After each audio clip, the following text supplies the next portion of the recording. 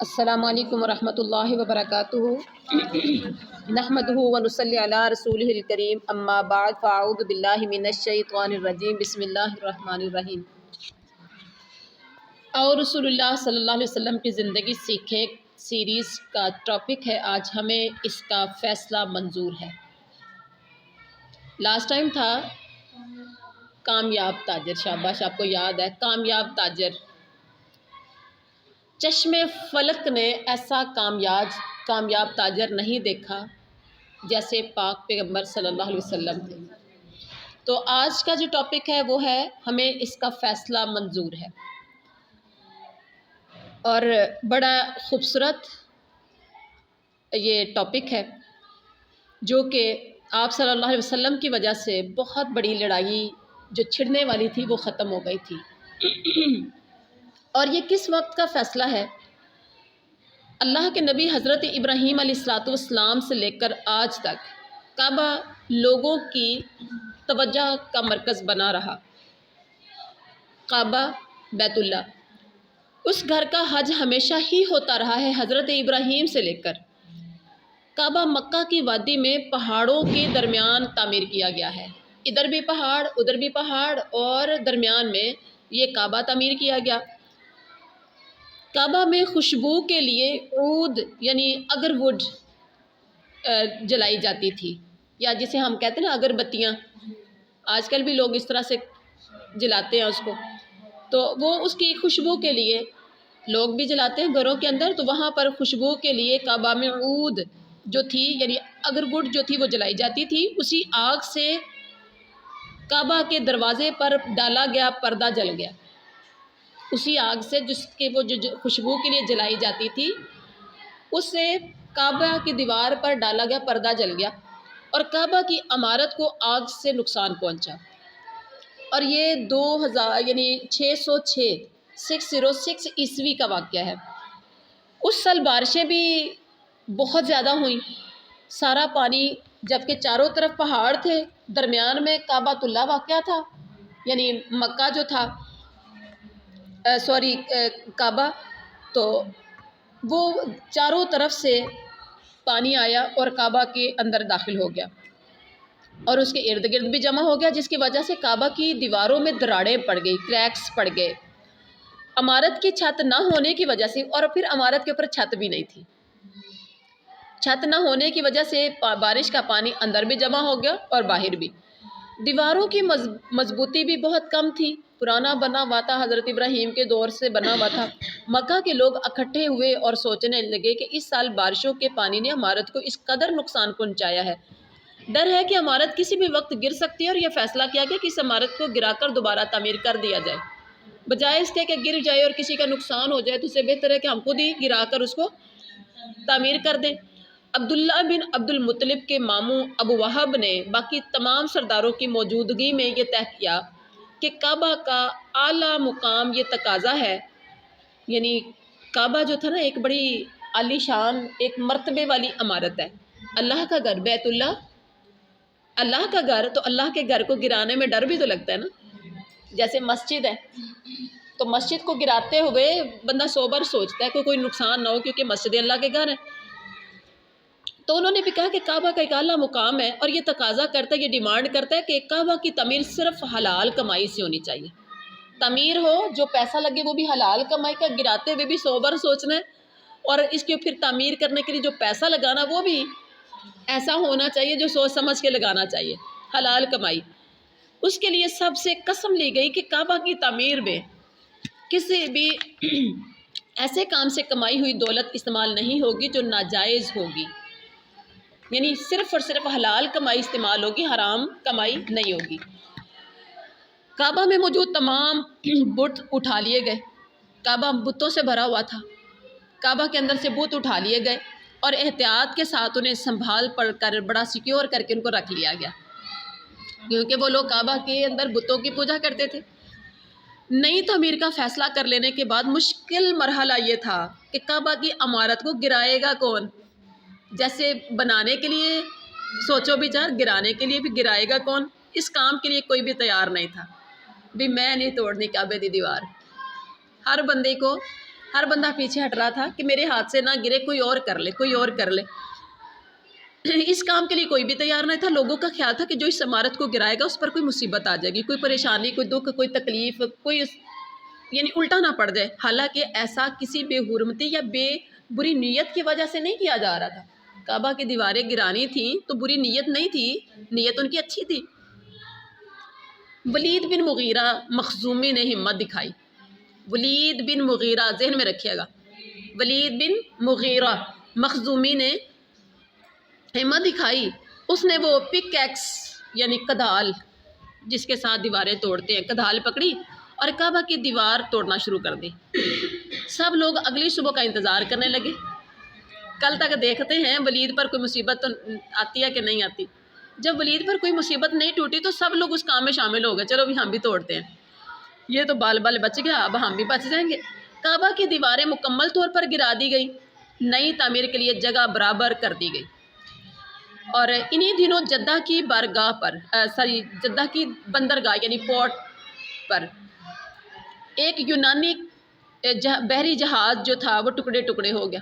یونانی بحری جہاز ٹکڑے ٹکڑے ہوا کہاں پر؟ جدہ کی بندرگاہ پر۔ بحری جہاز یمن کے ایک کلیسا کی تعمیر کے لیے سامان لے کر جا رہا تھا۔ دیکھیے، کلیسا کی یعنی چرچ، عیسائیوں کا ہوتا ہے چرچ، تو چرچ کی تعمیر کے لیے سامان لے کے جا رہا تھا، راستے میں ٹکڑے ٹکڑے ہو گیا۔ مکہ والوں کو اس بات کا پتہ چلا تو ولید بن مغیرہ کو جہاز کی لکڑی خریدنے کے لیے، جو ٹکڑے ٹکڑے ہوا تھا تو جو لکڑی اس کی ضائع ہو گئی تھی، انہوں نے کہا وہ لکڑیاں خرید کے لاؤ۔ ولید لکڑی کے علاوہ ایک رومی کاریگر کو بھی لے کر آیا، اور اس رومی کاریگر کا نام باقوم تھا، ذہن میں رکھیے گا، باقوم، بے الف با قاف واو قوم میم باقوم، اور انگلش میں اگر کہا جائے تو BAKUM، باقوم تھا۔ اسے کعبہ کی تعمیر کی نگرانی یعنی سپرویژن پر لگا دیا گیا۔ اس کی سپرویژن میں کعبۃ اللہ بننا تھا۔ ہر ایک قبیلے کی ذمہ کعبہ کی تعمیر کا کوئی نہ کوئی کام لگا دیا گیا۔ کسی کے ذمہ اینٹیں لانا، کسی کے ذمہ سیمنٹ لانا، کسی کے ذمہ لگانا، کسی کا بنانا، کسی کا اٹھانا، مطلب ہر ایک کی الگ الگ قبیلے کی ذمہ داری لگا دی گئی کہ آپ نے یہ کام کرنے ہیں۔ پتھر بڑے بھی تھے بھاری بھی، 2 لوگ ایک پتھر اٹھا کر لاتے، پتھر بھاری بھاری تھے اور 2 لوگ ایک پتھر اٹھا کے لاتے اور کعبہ کی دیوار کی تعمیر کے لیے رکھ دیتے۔ اسی طرح دیواریں بنتی رہی۔ رسول اللہ صلی اللہ علیہ وسلم اپنے چچا عباس کے ساتھ پتھر لاتے اور اپنے حصے کی دیوار میں لگاتے۔ ان دنوں میں آپ صلی اللہ علیہ وسلم چھوٹے تھے اور اپنے چچا عباس کے ساتھ، اور حضرت عباس جو تھے رسول اللہ صلی اللہ علیہ وسلم سے صرف 3 سال بڑے تھے۔ اس وقت رسول اللہ کی عمر 35 سال تھی جب یہ کعبۃ اللہ کو گرا کر دوبارہ تعمیر کیا گیا۔ یہ فیصلہ بھی کیا گیا کہ کعبہ کی دیوار میں دروازہ زمین کی سطح سے زیادہ بلند رکھا جائے۔ کیوں؟ کیونکہ وہ مکہ جو تھا یعنی کعبہ جو تھا یہ پہاڑوں کے درمیان میں تھا اور یہ بہت نیچے تھا، آج بھی نیچے ہے، جنہوں نے دیکھا انہیں زیادہ پتہ ہے، آج بھی نیچے ہے۔ اور دروازہ کیوں اونچا رکھنا تھا کہ جتنا بھی پانی آئے کم از کم دوبارہ بہت اونچا ہونا چاہیے کہ پانی اندر داخل نہ ہو۔ اب رسول صلی اللہ علیہ وسلم کی عمر اس وقت 35 سال تھی۔ دروازہ زمین کی سطح سے بلند ہونے کی وجہ سے بارش کا پانی کعبہ کے اندر داخل نہیں ہو سکے گا، یہ ان کا پلان تھا۔ دیواریں اونچی ہو گئیں، حجر اسود کو اس کی جگہ پر نصب کرنے کا وقت آ گیا۔ یعنی حجر اسود وہ پتھر جو جنت سے لایا گیا، اور آپ صلی اللہ علیہ وسلم نے فرمایا کہ جب یہ پتھر آیا تھا تو سفید رنگ کا تھا اور ابن آدم کے گناہوں نے اس کو کالا کر دیا۔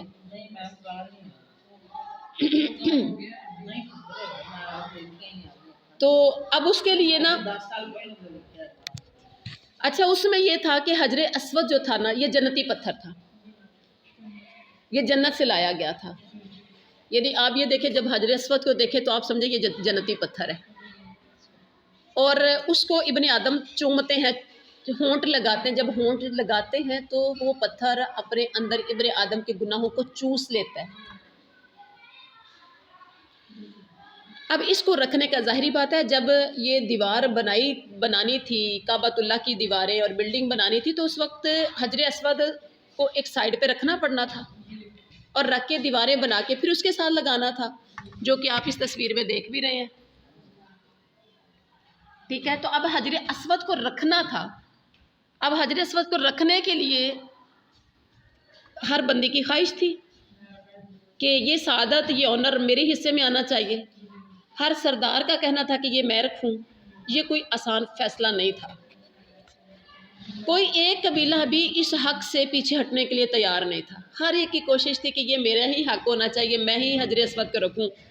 پہلے یہ باتیں آرگومنٹس میں بدلی، آخر کار یہ جھگڑا بن گیا، کوئی بھی اس عادت سے محروم رہنے کو تیار نہیں تھا، ہر کسی نے اسے زندگی اور موت کا مسئلہ بنا دیا، یعنی اگر میرے ہاتھ سے یہ حجر اسود اس کی جگہ پر نہیں رکھتا تو میری بے عزتی ہے، اور مر جائیں گے، پتھر اپنے ہاتھ سے رکھیں گے، کسی اور کو نہیں دیں گے، ہر کوئی مر مٹنے کے لیے تیار ہو گیا۔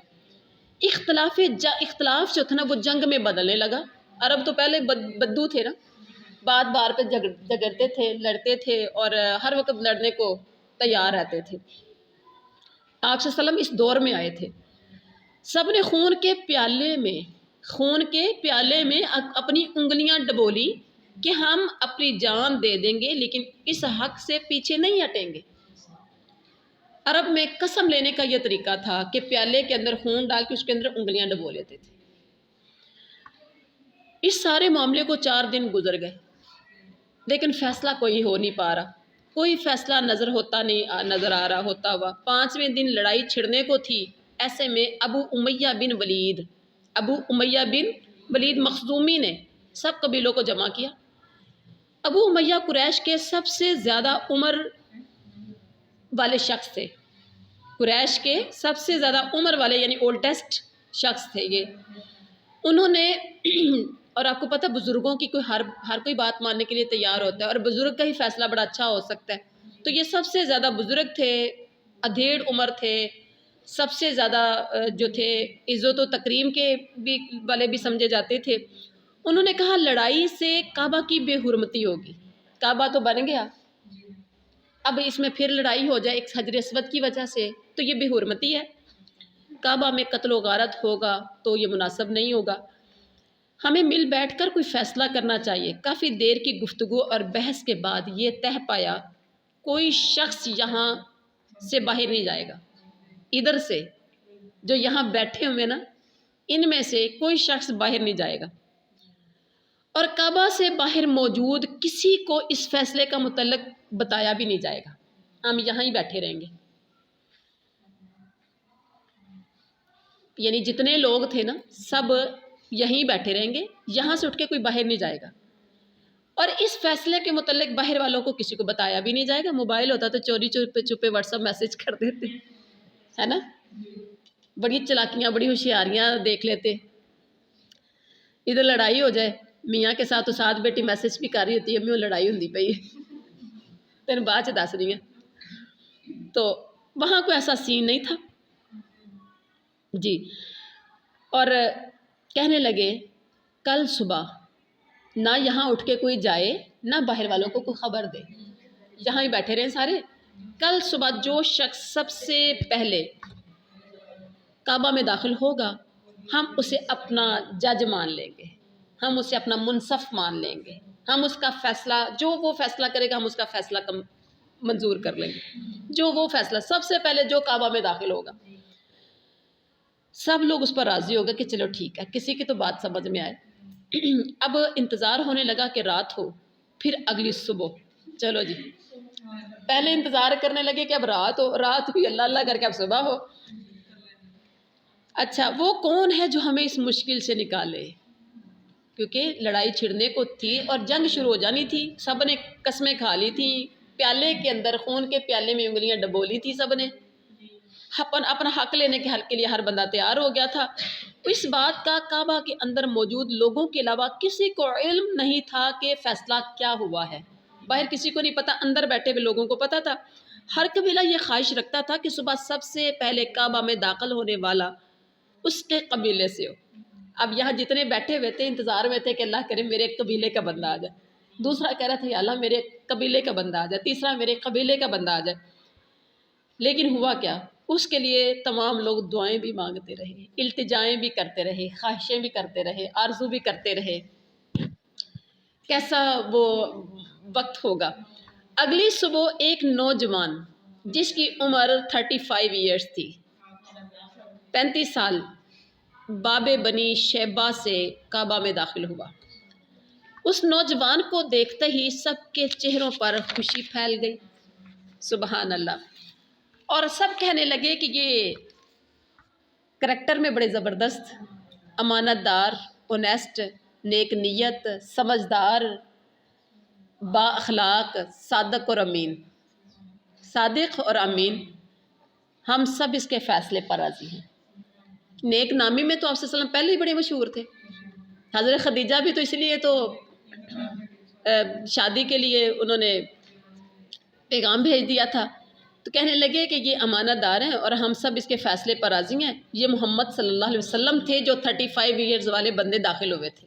سب کے چہروں پر خوشی آ گئی، لوگ اس بات پر خوش ہیں کہ کعبہ میں صبح سب سے پہلا شخص داخل ہونے والا ایمانت دار اور پھر صلح پسند اور اعلیٰ خاندان سے تعلق اس کا، یہ انسان سب کے لیے قابل قبول ہے۔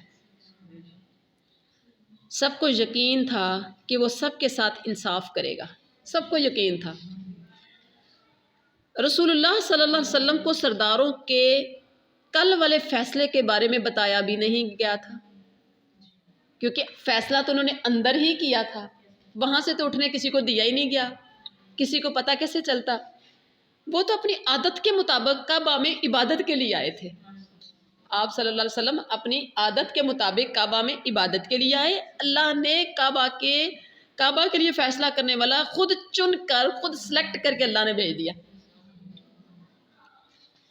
کتنی شان ہے پاک پیغمبر کی، سبحان اللہ۔ اب سارے لوگ رسول اللہ صلی اللہ علیہ وسلم کے ارد گرد جمع ہو گئے، انہیں بتا رہے تھے کہ قبیلے آپس میں جھگڑ رہے تھے، سب حجر اسود کو کعبہ کی دیوار میں نصب کرنے کی سعادت حاصل کرنا چاہتے تھے، لیکن کسی حل پر پہنچنے میں ناکام تھے۔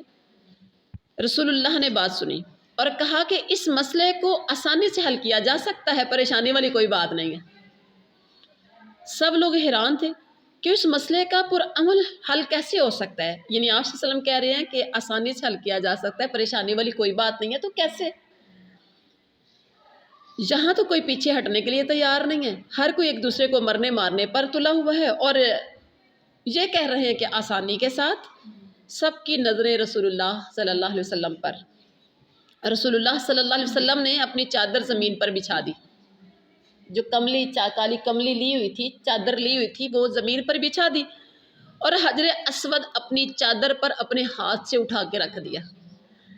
حیرانی سے لوگ دیکھتے رہے کہ کیا کرنے جا رہے ہیں اور کیا ہونے والا ہے۔ تمام قبیلوں کے سرداروں سے پھر کہا کہ اس چادر کو اٹھائیں۔ اب 4 قبیلے تو نہیں تھے کہ 4 کونوں سے، ساری چادر کے دائیں بائیں چاروں طرف سے جس کا ہاتھ جو ڈلتا تھا کہا ڈال لو، اور سب نے ایک ایک ہاتھ ادھر ادھر سے لگایا تو چادر کو اٹھایا اور حجر اسود اٹھ گیا، اور جس جگہ پر لگانا تھا وہاں کے یعنی نیچے سے اٹھا کے وہاں تک چادر کو سب نے کیا۔ اب اٹھانا کس نے تھا؟ حجر اسود کو اٹھا کر آگے بھی تو رکھنا تھا، وہ آپ صلی اللہ علیہ وسلم نے خود اپنے ہاتھوں سے اٹھایا اور اس کی مطلوبہ جگہ پر رکھ دیا، سبحان اللہ۔ تو اب اس طرح سے جب آپ صلی اللہ علیہ وسلم نے اپنے ہاتھ سے اسے دیوار میں نصب کر دیا، ایسا خوبصورت حل دینے پر مکہ میں رسول اللہ کا مقام، آپ صلی اللہ علیہ وسلم کی شان اور بلند ہو گئی۔ سب لوگ خوش ہو گئے کہ انہیں حجر اسود نصب کرنے میں سعادت مل گئی ہے، ہر بندے نے اپنا ہاتھ لگایا ہے، ہر قبیلے کو یہ سعادت ملی ہے کہ حجر اسود کو اٹھا کے رکھیں۔ اس طرح رسول اللہ صلی اللہ علیہ وسلم نے عرب کو خونی لڑائی سے بچا لیا۔